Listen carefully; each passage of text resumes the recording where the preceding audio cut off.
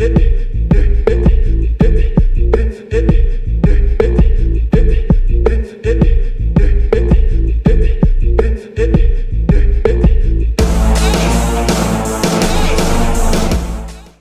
les gars. Hello, bonsoir. Merci de m'avoir invité dans ce cadre de la Maison Rouge. Ok, donc je vais aller droit au but. Une date, 14 août 2009. Un lieu, Palais des Congrès. Le conseil de la consécration. Oh, oui et non. En fait, avant ça, on en avait déjà fait pas mal. On avait rempli déjà pas mal de salles. C'était l'été où on était le mieux assis parce que chacun avait sorti son projet avec beaucoup de succès. Et donc, on a fait un gros concert au Palais des Congrès. Mais le lendemain aussi, on avait le Yellow Summer avec Mokobé. Et on était très énervés parce que Mokobé avait pris un cachet qui était au moins 10 fois plus gros que le nôtre. Et donc, on voulait tuer cette scène et on a tué cette scène à tel point que quand Mokobé est monté sur scène, il a prononcé le nom de CCC un nombre de fois, je ne peux même pas compter. Et il nous a big upé, on a discuté. Bon, c'était pas sa faute. Hein. Lui, il a pris un gros cachet, c'est pas sa faute. Mais je dirais plutôt que c'était ça notre plus gros coup de l'époque. Regarde, de 9 ou 8 membres à 4 membres aujourd'hui. Quel est votre ressenti? Ouais, mais actuellement là, on est 4. Ok, à 5 aujourd'hui. Quel est votre ressenti d'être toujours présent dans la team après toutes ces années, ces départs? Ben, c'est noyau dur. Quand tu regardes comment CCC commence, la vision que Diamant Noir a, le fait de construire une team en fait. Et après tu as des amitiés qui naissent, tu as une fraternité qui naît. Et quand tu as des gens qui ont reçu la même éducation, ont la même vision, ont envie de réussir et ne sont pas jaloux les uns des autres, ça donne ce qu'on a aujourd'hui. On n'a jamais eu, quand tu prends du 5, on n'a jamais eu de problème de femmes, d'argent, qui sont, en tout cas entre hommes, les deux choses qui peuvent peut-être nous diviser. On n'a jamais eu ce problème-là. Et Dieu merci, hein, et j'aurais pas. Tu m'aurais dit de recommencer, est-ce que j'aurais choisi d'autres personnes? Je ne suis pas sûr que je te dis, je ne suis pas du tout sûr que je te dis oui. On a chacun nos qualités, nos défauts, et je pense que c'est comme ça qu'on se complète. Parce que chacune on est tous des malades femmes, mais en même temps, les défauts de l'un, les tares de l'un sont remplacés par la qualité de l'autre, etc. Et ça donne une super bonne dynamique. Et je trouve qu'après autant de temps, c'est rare de voir des gens qui restent ensemble comme ça et qui continuent de construire ensemble. Super. Même si le CCC a connu plusieurs entrées, nous savons quand même qu'il y a toujours un noyau dur. Ami, Anoa, TLC, Nassi Nesta, Bissel. Comment avez-vous vécu le retrait d'Anoa de la troupe? Tu veux que je te donne moi ou quelqu'un d'autre? Vous pouvez répondre maintenant. Tu peux répondre comme Nassi ou DSP. Je pense que je suis le plus à même. Moi, j'ai répondu sur mon album. Je suis plus à même à répondre à cette question. Okay. Parce que tu as Amien qui est Diamant Noir en même temps, donc il y a sa dynamique avec un noir. Donc quand un noir s'en va, il y a forcément une raison pour laquelle il s'en va, qui sont réglés entre eux en fait. C'est des frères avant tout. Donc qui sommes-nous ici pour parler d'un peu leurs problèmes, leurs disputes, ce que tu veux appeler, comment tu veux appeler ça ou caractériser ça. Tu as Nasty qui a toujours été un artiste solo à part entière et qui est, je vais dire, le plus complet dans nous parce que ce soit chant, rap, peu importe, il est dedans. Non. On va pas gérer. Mais donc c'est plus facile pour lui de se retrouver tout seul et de créer. DSC se fond, il part avec sa femme. Allez. Donc moi je me retrouve un peu solo et un peu mise à l'écart si tu veux. Qui coïncide avec la période où je suis en train de préparer mon album. Où je suis un peu en permission et je rencontre Universal. Donc on vit les choses chacun séparément, chacun à notre manière, tu vois. Amir prépare son solo, Nasty vient de finir son album, donc il est en pleine promotion de son album un peu. DSI part avec sa femme, il sort une chanson qui explose. Ça, tu es déjà au million? Ouais, il a dépassé le million. Non, pas encore. Tu es proche en tout cas, 900 000. Ouais, donc qui explose partout. Je pense que lui-même il s'y attendait pas, même si la chanson était super belle, etc. Donc tout de suite, ça donne une certaine dynamique à sa carrière avec sa femme. Ciao, ciao les gars. Donc moi je le vis très difficilement.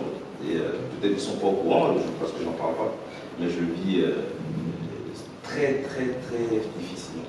Au point où je me remets en question, qu'est-ce que je vais faire maintenant? Est-ce que l'album, il faut sortir une mixtape, il faut sortir un single, je ne sais pas.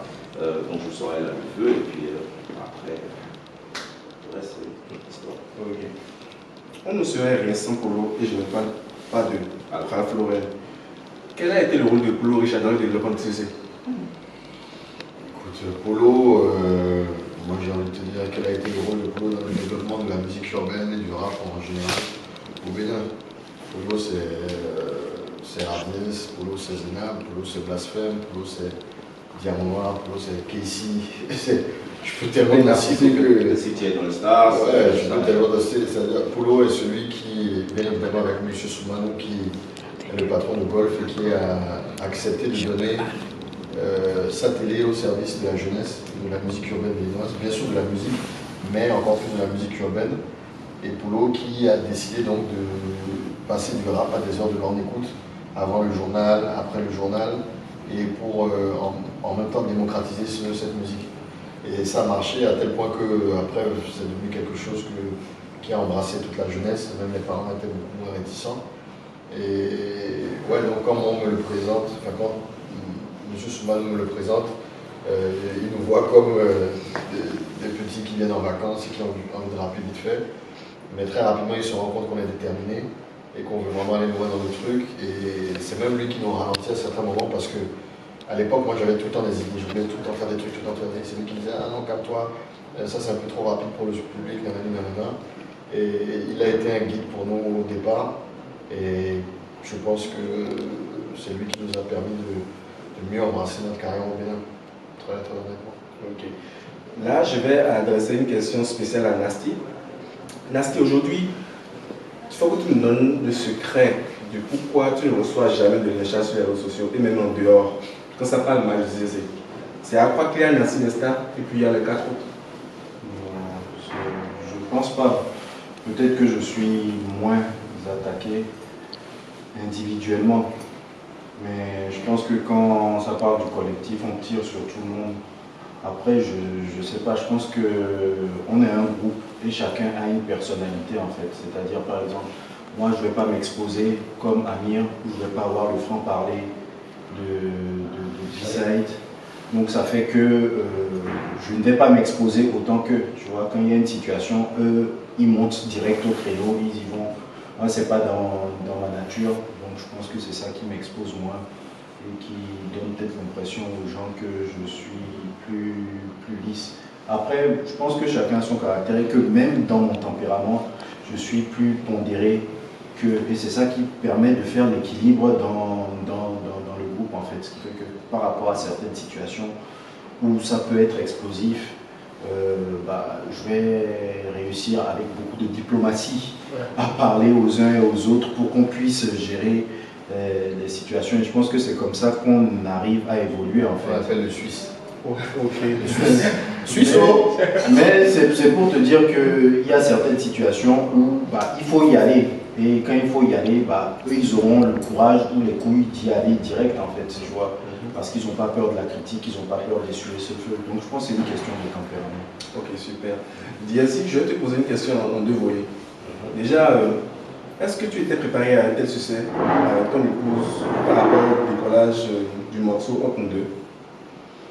Non, je pense que on n'était pas préparés. Surtout que l'anecdote du morceau, c'est que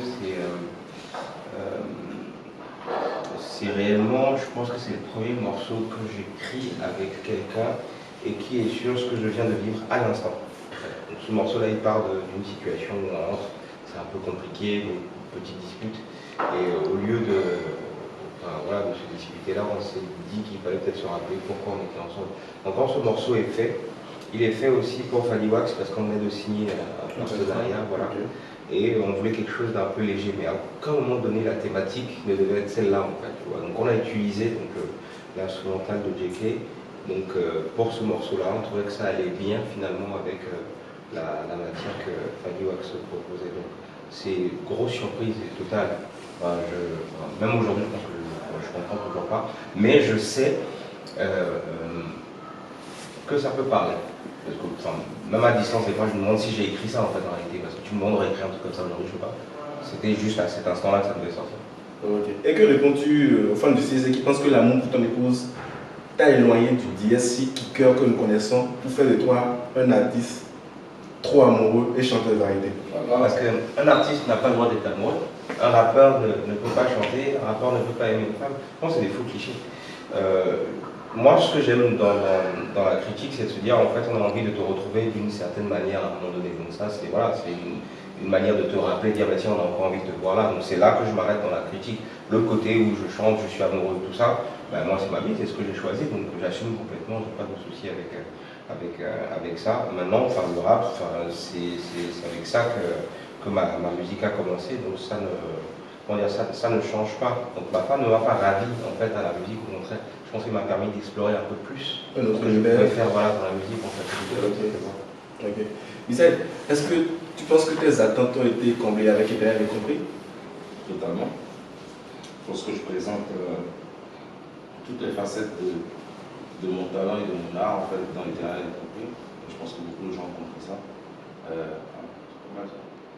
Donc on a compris, Eternel a compris. Ouais, il va falloir changer le titre de l'album.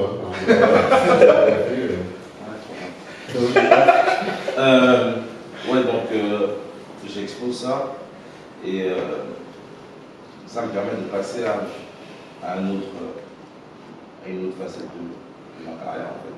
Et, parce que j'ai fini. Maintenant, je pense. Et tu penses qu'aujourd'hui tu es désormais compris? Alors, si je te dis oui, ça veut dire que mon album, le fait d'avoir donné ce nom-là à cet album, j'ai pas été vrai. Donc en fait, je m'en fous en fait. Et c'est pour ça que j'ai appelé cet album comme ça. Parce que je ne veux pas être compris en fait. J'ai fait cet album-là parce que c'est moi. Et c'est parce que c'est comme ça que je suis. Donc je vais donner ce que je suis, je serai vrai jusqu'à la fin. En fait. Donc, que je sois compris ou pas, c'est pas vraiment nécessaire en fait. Surtout à l'âge où je suis, je dis toujours aux gars, moi j'ai pas besoin de nouveaux amis, quoi. J'ai pas besoin d'amis. J'ai mes frères, je suis bien comme je suis. Je veux pas de nouveaux amis. On ne se fait pas des amis à la trentaine. Donc tu apprends à connaître des gens, oui, mais aujourd'hui, est-ce que j'ai besoin forcément d'être compris ou pas? Qu'est-ce que j'ai envie de faire, comme j'ai envie de faire. À tous ceux qui ont rencontré Bissai récemment, vous n'êtes pas ses amis. Mais vous êtes au monde. Ok. Ami, quel a été le déclic chez toi quand tu as croisé ces gars et tu t'es dit, ok, j'ai envie de travailler avec ces gars-là qui sont présents ici? C'est quoi le déclic? C'est une très bonne question qui peut être, je tiens à te féliciter pour cette question. Écoute, le déclic, il a été quoi? Bissai, on ne se calculait pas trop à l'école. Okay. Ah, vous avez fait la même école? Et bien avant... Un petit à moi. Ouais. Tu le crois? Ah. Bien sûr que non.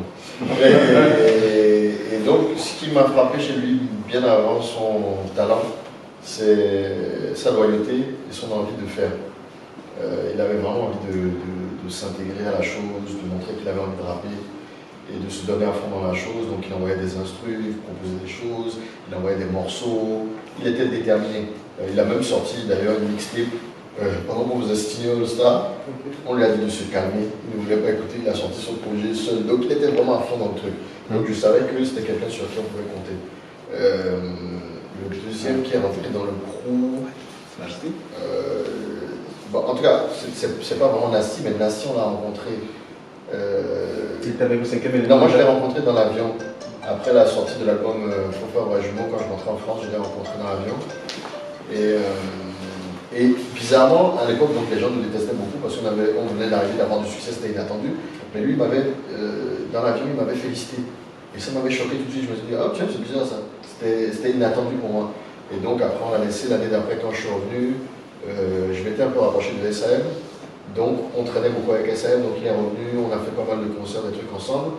Et en France, il a commencé à bosser sur l'album Né pour briller. Et on avait vu le clip aussi de Rien à foutre en temps qui avait été une claque pour nous. Donc déjà, moi, dans ma tête, je savais que je le voulais avec nous. Et donc on a commencé à bosser sur Né pour briller. Et comme la loyauté, c'est quelque chose qui est très important pour moi, je voulais voir si c'était quelqu'un de confiance. Et donc au fur et à mesure qu'on a développé une relation dans le 9 mètres carrés de Danois à Paris, on s'est rendu compte que c'était quelqu'un sur qui on pouvait compter aussi.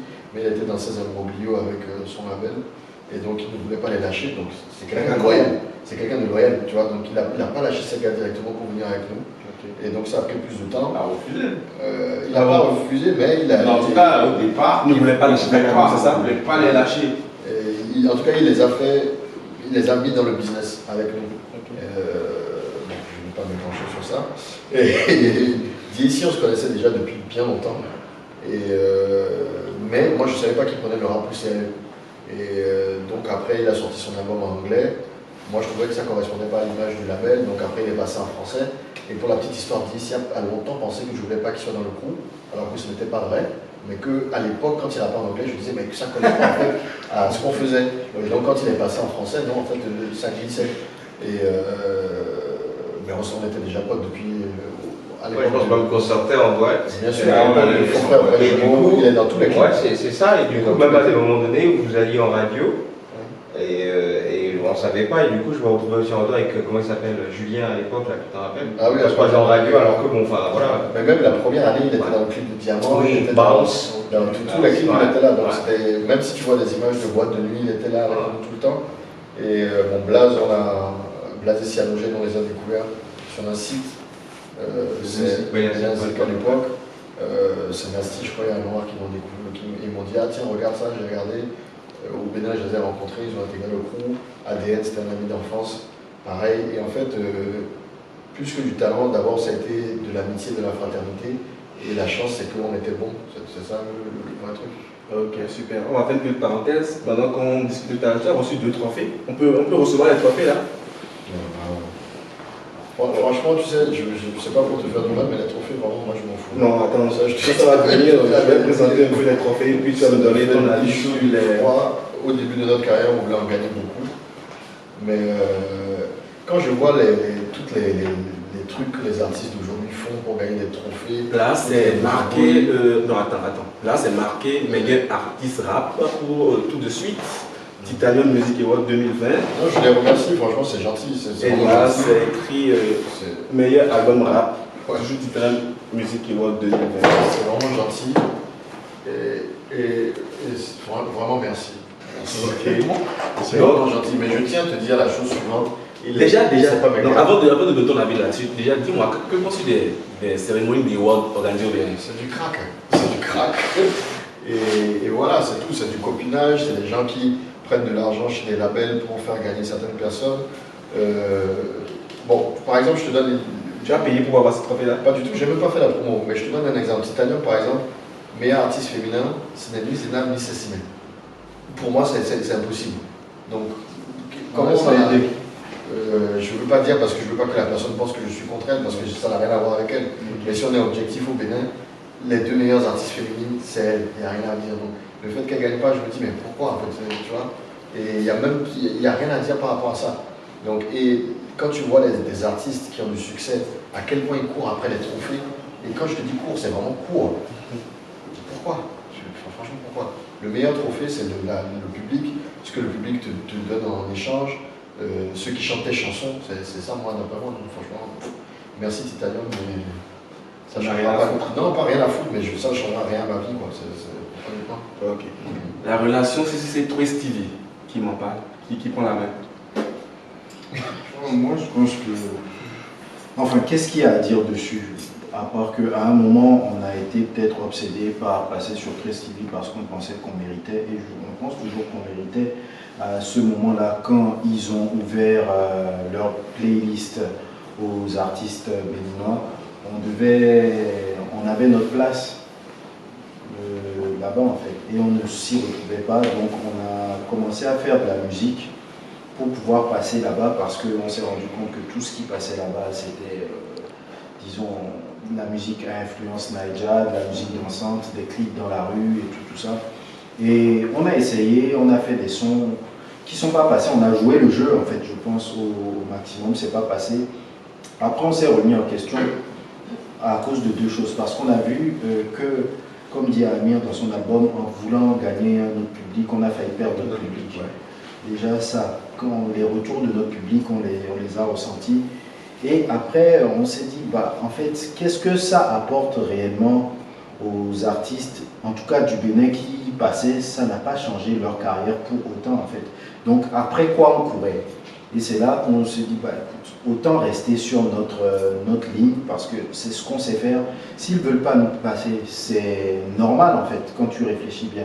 C'est comme toi, tu as ton émission, tu as la ligne directrice de ton émission, tu ne vas pas recevoir tous les artistes, même s'ils sont talentueux, s'ils ne rentrent pas dans ta ligne éditoriale, tu ne les reçois pas. Et c'est ce positionnement qu'ils ont en fait. Donc si nous on ne correspond pas à leur ligne éditoriale, tant pis. S'il y a des morceaux qui peuvent passer dessus, tant mieux, ça fait plus d'exposition, il y a plus de gens qui voient, donc il n'y a pas de rancœur, il n'y a pas d'amertume par rapport à ça. Je pense qu'il fallait le temps de comprendre à notre niveau, et puis depuis qu'on a accepté ça, tout va vraiment très bien pour nous. Ok. Et quelle est la phase que vous regrettez le plus dans la carrière du Zézé? Aucune, parce que ce n'est que des leçons en fait. Et comme je disais, on n'a pas eu d'exemple devant nous. Nous sommes les premiers à le faire en fait. Nous sommes les premiers à faire beaucoup de choses. Donc on n'a pas forcément d'exemple devant qui nous montre, bah écoute, ce chemin-là c'est bien, ce chemin c'est pas bien. Donc on teste, on avance un peu à l'aveuglette comme on fait depuis le début. On fait des choses qui marchent, on fait des choses qui marchent très bien, on fait des choses qui marchent moins bien. Et puis voilà, donc il ne faut rien regretter. Tout ce qu'on apprend nous sert d'expérience qu'on peut partager avec les artistes qui viennent après nous en fait. Au moins ils auront quelque chose à suivre. Aujourd'hui, vous arrivez à relever le pari de l'unité, là où plusieurs groupes ont échoué, là où certains ne s'adressent même plus la parole. Quel est le secret d'une telle unité, d'une telle complicité entre vous, malgré toutes ces années? Il a dit tout à l'heure, déjà répondu. Ok. Il n'y a pas de problème d'argent, il n'y a pas de problème de femmes. On a reçu à peu près la même éducation, on a à peu près les mêmes valeurs, on a des principes, on a peur de Dieu. C'est très important, la peur de Dieu. Surtout dans le showbiz. Ah ouais, c'est ça, la peur de Dieu, c'est. Pas la peur des sciences occultes, La peur de Dieu. La crainte. La justice divine. Donc ça c'est super important, enfin pour nous en tout cas dans tout ce que nous on fait, on a la crainte de Dieu, c'est pour ça que même avant de monter sur scène, on fait toujours notre prière, c'est très important de mettre Dieu avant tout, et de toutes les manières, aujourd'hui en tout cas, dans nos carrières respectives, et il n'y a pas de jalousie, c'est ce que je veux dire, c'est-à-dire, moi je veux voir les gars réussir mieux que moi, c'est ce que je veux dire, donc parce que pour moi, s'ils réussissent, c'est moi qui ai réussi en fait. Les gens vont pas voir ça comme ça. C'est pour ça que je dis toujours, quand les gens disent Anassi c'est le meilleur, je dis oui, c'est le meilleur. On est tous d'accord avec ça. Nous-mêmes on sait. De ça en fait. Vous ne nous Ah non, en fait, c'est impossible de avez dire ça parce que moi je te sens Anassi qui soit le meilleur. Parce que quand vous allez dire que Anassi est le meilleur, vous allez dire Anassi vient d'où? Du CGC. Ouais. Non, mais je te raconte pour la petite histoire. C'est le moment où je commence à rapper en français et tout ça, et que je commence à essayer de chanter. En fait, quand on est rentré en studio pour C'est nous, il m'a rappelé ce truc à un moment donné. Et il me dit, mais en fait, je me rappelle qu'à l'époque, mais tu me tannais pour qu'on écrit des chansons, des mélodies. Et en fait, quand je reprends en arrière, je me rends compte réellement que, en fait, au-delà en fait, d'être aujourd'hui juste un sociétaire avec moi, mais c'est quelqu'un en fait, qui m'a quand même montré la voie sur certaines choses. Et quand je dis ça, il y a Anouar aussi, il y a Amir aussi à un moment donné, à l'époque des rois Sombak. Il y a Penny qui, ADN, voilà, qui à l'époque m'aidait à concevoir la musique en français. Enfin, donc voilà, je pense qu'il y a eu tellement de liens différents, d'échanges, de partage de certaines choses, que tu ne peux pas ne pas reconnaître ce que quelqu'un est, en fait, Mais vu qu'aujourd'hui tu fais des chansons à des millions de vues, tu vas nous écrire des chansons Ouais, à tu m'as dit que je te donnais. Ok. Et Donc c'est la fraternité. tous les gens qui disent que DSI est passé de. Oui, il fait des mariages, il a 500 000. Il va avec sa femme, il donne à manger, il chill. Et ce qu'il faut retenir aussi, je pense que je ne suis pas sûr qu'en solo, on aurait duré autant donc je ne suis pas sûr qu'individuellement, on aurait pu traverser les époques. Le fait qu'on soit ensemble, on se sent déjà plus fort. On est plus fort parce qu'on est ensemble.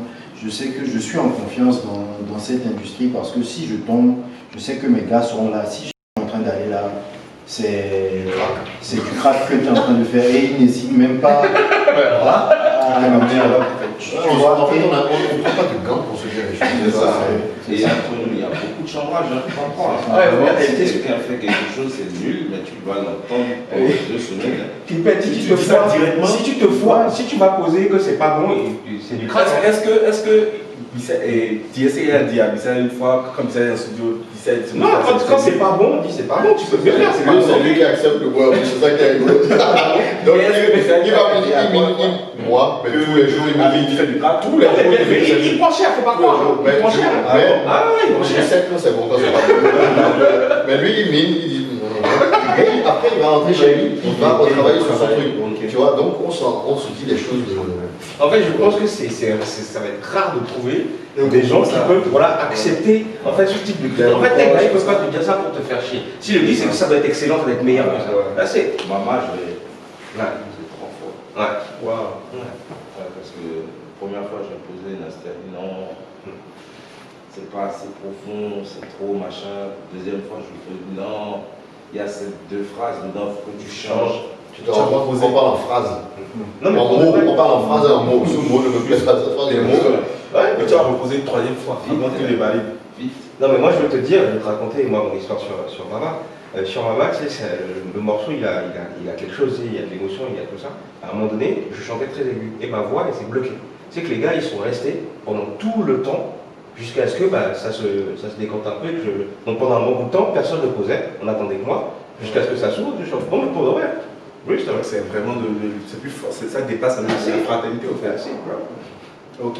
Et selon vous, quel a été le plus beau souvenir des ACC? Le plus beau souvenir, hein? Ne me dites pas la réunion à gros enfants. Non, ça n'a rien à voir. Il y a Moi, je suis. Enfin, je suis peut-être sadiste, mais je pense que c'est nos échecs. Parce que nos échecs, quand tu regardes bien, que ce soit le concert de l'école, premier truc, la fouille, c'est des moments qui nous permettent d'élever encore plus haut notre game et de montrer qu'on est encore plus fort. Et je pense que on est encore arrivé à une période charnière encore sur notre carrière où individuellement on a déjà à peu près tout prouvé. Et là encore, on repart encore en groupe pour montrer encore et élever encore la barre plus haut à chaque fois. Parce que je pense qu'à chaque fois qu'on a eu des problèmes, c'est là où on a senti. On est revenu plus fort. C'est marrant parce que les gens ne savent pas le bien qu'ils nous font quand ils nous critiquent ou quand on se retrouve dans des situations. Parce que des fois on s'éparpille trop. Et quand on se retrouve dans des situations comme ça, on se remet ensemble. Et là, c'est foutu. On revient ça. Et quand on est tous ensemble au studio, on n'est pas en doute. C'est ça, en fait. On est vraiment dans la bonne humeur. Quand on est en solo, là oui on peut douter. Mais quand on est tous ensemble, il y a de la bonne vibe. Quand il y en a un qui doute, l'autre, ouais, mais qu'est-ce que tu racontes? Là, c'est ça. Je pense que c'est notre force. Attends, je te rebondis même. Pour moi, c'est le fait quand même de grandir dans un pays qui est le nôtre et que nous aimons. Et d'arriver à représenter quelque chose dans ce pays en faisant ce qu'on aime. C'est vraiment, pour moi, c'est incroyable. Qu'on soit milliardaire ou qu'on soit pas milliardaire, le fait que les gens soient capables de dire c'est de la bonne musique, c'est du bon rap, ils ont fait ceci, ils ont fait cela. Malgré toutes les critiques, Ah oui, ils reconnaissent au moins ça. Peu importe où on va passer, il y aura toujours du respect vis-à-vis de nous. Même les gens qui ne nous aiment pas, respectent ce qu'on a fait. Et pour moi, ça c'est choc. Et aujourd'hui, est-ce qu'on peut dire que l'album c'est l'album avec le moins de prise de tête? Ça c'est clair. Enfin, moi, attends, il faut nuancer. Bien que. Non, parce que, en fait, sur le sérieux. Nous, oui, il y en a eu beaucoup pour cet album. Voilà, sur la réalisation, les choix et tout, tu as toujours ça. Et c'est ça qui fait la force du groupe aussi. Maintenant, si c'est prise de tête en mode on s'est mis la pression pour, non, c'est vraiment pas mis la pression. À quoi devons-nous nous attendre dans cet album? Du rap. Du rap 100%? Du loup. Du loup. Chaque année, il y a les rappeurs qui disent que ce sera du loup, mais C'est pas nous, c'est pas nous. ok. Enfin, pour ça, c'est nous, mais pour l'autre, c'est pas nous. C'est donc l'album de la fin de cycle. Du début d'un autre. Du début d'un cycle. Je pense que c'est le début. Parce que dans cet album, je pense qu'il y a une nouvelle énergie en fait. Et comme disait Amir, je ne sais plus c'était quand, dans une interview qu'on a faite, c'est le premier album où on ne parle pas du passé en fait. On a laissé tout ce qui était derrière, enfin, on a laissé plein de choses derrière. Et là, on se présente limite comme si on était de nouveaux artistes en fait. Tu vois. Donc, je pense que c'est le début d'un nouveau cycle. Après, je ne sais pas si c'est en groupe, si c'est individuellement, je ne sais pas, mais c'est le début de quelque chose. Et je le sens vraiment comme ça. Un message à lancer au fan pour l'album. Il va sortir le 25. Achetez-le. Un jour de Noël. Achetez-le. Écoutez-le. Vous ne serez pas déçus, t'as vu. Pour le disséquer. T'as capté. C'est ça. Ouais, c'est des titres forts. Il y a 3 featuring. 3 ou 2? 3. Okay. 2. Ouais. Et un morceau avec Fanik, qui est un proche du label, donc ça s'est fait assez naturellement aussi. Et la rencontre de 2 univers qui se marient plutôt bien sur ce morceau. Et donc voilà, ça devrait être intéressant. Okay. Pour finir sur une note du monde, nous savons combien vous êtes apprécié sur les réseaux sociaux. Dites-nous quel est le commentaire qui vous a fait rigoler au larmes, chacun de vous. Rigoler aux larmes, enfin vraiment c'est marrant, quoi, c'est ça? Oui. Ouais. Non, enfin moi c'est le truc de la dernière fois, là, je sais pas toi, enfin dans le commentaire, quelqu'un qui commente et qui dit que les hommes petits sont dangereux et tout ça. Ça m'a fait rire, c'est juste que c'est une photo de ma fille qui date de 4 ans en arrière. Ils ont cru que j'en avais encore. Ouais. Voilà. Non mais ça m'a fait rire. MC. Wow, là, j'en ai pas. En fait, j'essaie de faire un tour. Je suis plus trop sur Facebook en fait, parce que je trouve que. Et sur Insta? Non, sur Insta, les gens sont plus polis, sont plus aimables. S'ils n'aiment pas, ils ne vont pas venir te critiquer pour autant. En tout cas, chez moi. Ouais. S'ils n'aiment pas, ils ne calculent pas en fait. Alors que sur Facebook, j'ai l'impression que c'est la surenchère. Même si le gars aime, il va déposer un commentaire pour avoir le commentaire le plus sale et tout ça. Donc je ne calcule pas vraiment en fait. Bon, des fois quand je passe, ça me fait rire, mais j'ai vraiment pris beaucoup de distance avec ça parce que ça avait commencé à me toucher. Et jusque-là, aucun commentaire ne t'a fait marrer par si, rapport à toi-même? sans doute, sans doute. Mais là, tout de suite, je m'en souviens pas. Ça m'a pas laissé un souvenir intéressant. Ok. Amir? Non plus, franchement. Allez, il y en a tellement. Mais toi, il y en a tellement. Non, c'est ça. Donc, moi, je lis pas les commentaires en réalité. Si je tombe, par Par exemple, exemple, le dernier mandat, il y en avait assez. Oui, mais je vais répondre à un commentaire si je le lis et que je peux placer une punchline au gars pour le défoncer, sinon à part ça, je ne lis même pas. C'est les gens qui me disent, voilà, on a dit ça sur ta page. Les gens même sont inquiets quand ils lisent les commentaires sur ma page parce qu'ils se demandent mais comment je fais pour tolérer tout ça alors que en vrai je m'en fous totalement. Non, je crois qu'il y a un gars un jour qui m'a dit qu'il m'a vu et que je ne l'ai pas reconnu parce qu'il me suit sur Facebook ou Instagram. Je ne sais pas ce qu'il voulait dire, comment il peut. Tu l'as pas reconnu? Ouais, je sais pas ce qui se passe franchement. Mais à part ça, non, je prends tout ce qui est positif comme négatif. Tu ne me reconnais pas?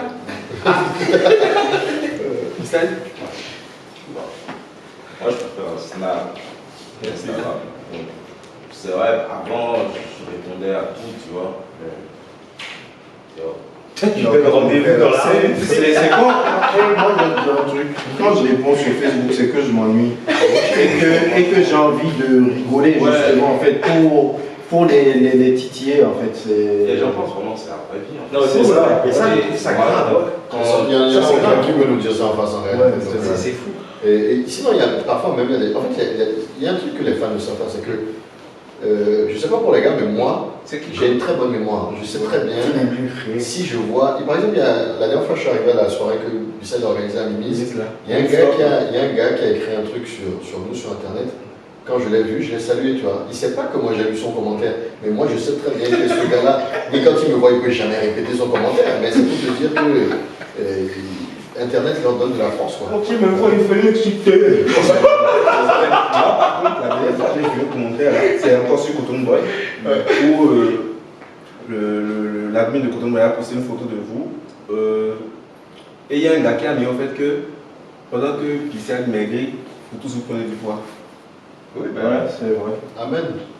Non mais c'est vrai, enfin pour de vrai, vous vous en rendez pas compte, il a fondu lui. Mais pour de vrai, bah nous. Et qu'est-ce que vous faites prendre du poids en fait vous autres? Bah lui nous donne à manger, celui qui a mis.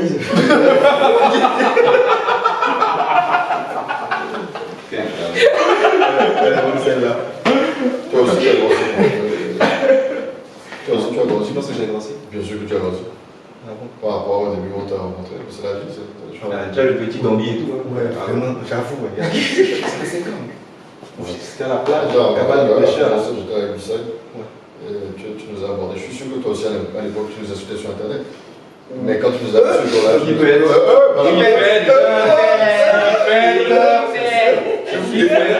Ouais. Non, défendais deux phases. Au début, tu chargeais, mais après, tu as défendu, après, tu t'es éclipsé d'Internet. Mais vous savez, après, il y a une chose, là, et j'ai la chance, je pense, de le vivre parce que du coup, je travaille avec des jeunes. En fait, c'est difficile, et je le sais, c'est difficile naturellement de nous aimer, en fait.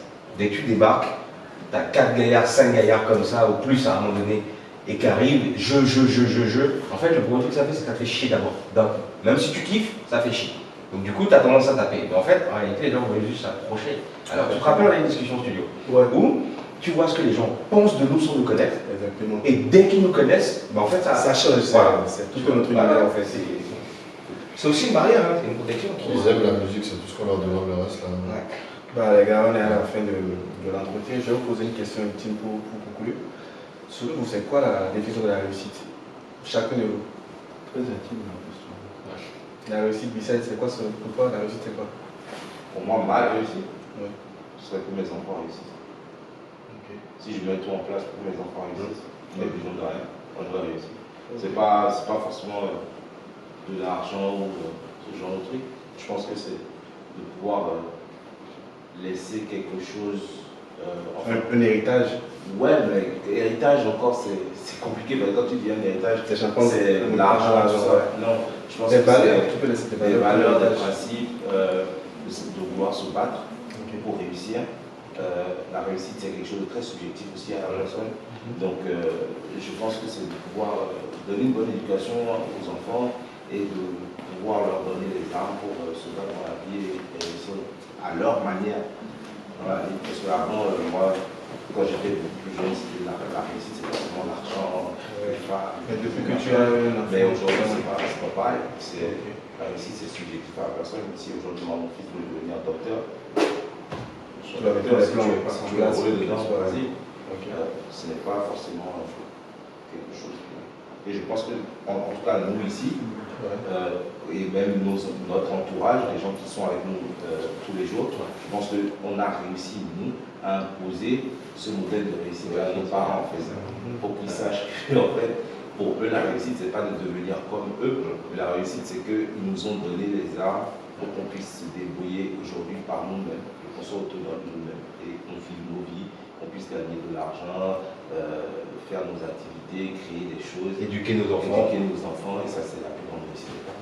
Lissad a pas résumé toute votre Il a tout dit. situation. En fait, Mais j'aimerais avoir avoir- une astuce. Voilà, mais j'aimerais avoir Non, aussi je peux- chacun de vos non, je avis. peux- moi, je peux Sans forcément compléter. te répéter ce qu'il a dit. Non, non, en fait, moi, je Parce peux que vous savez compléter. que tous avez déjà maintenant des enfants et tout. C'est à peu près la même chose. C'est Mais quoi la réussite selon toi?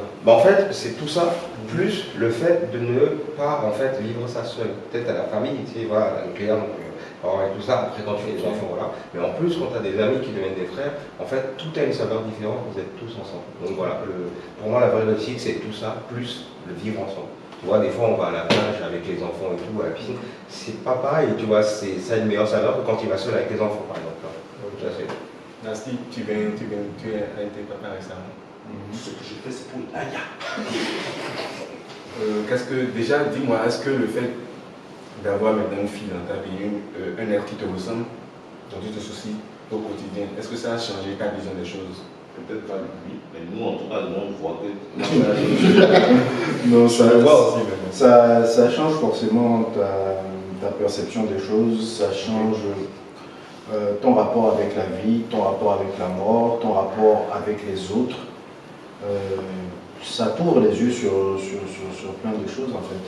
Et bon, tu fais moins de conneries parce que tu sais qu'il y a quelqu'un qui t'attend ou qu'il y a quelqu'un qui dépend de toi en fait. Et que si tu n'es plus là, cette personne, ça va être chaud pour elle. Donc, ouais, forcément. Et selon toi, c'est quoi la réussite? Je pense que dans leur réponse, ils ont tout dit en fait. C'est ça. Maintenant, tous les combats que je fais ou tout ce pourquoi je me bats, ça a un sens en fait.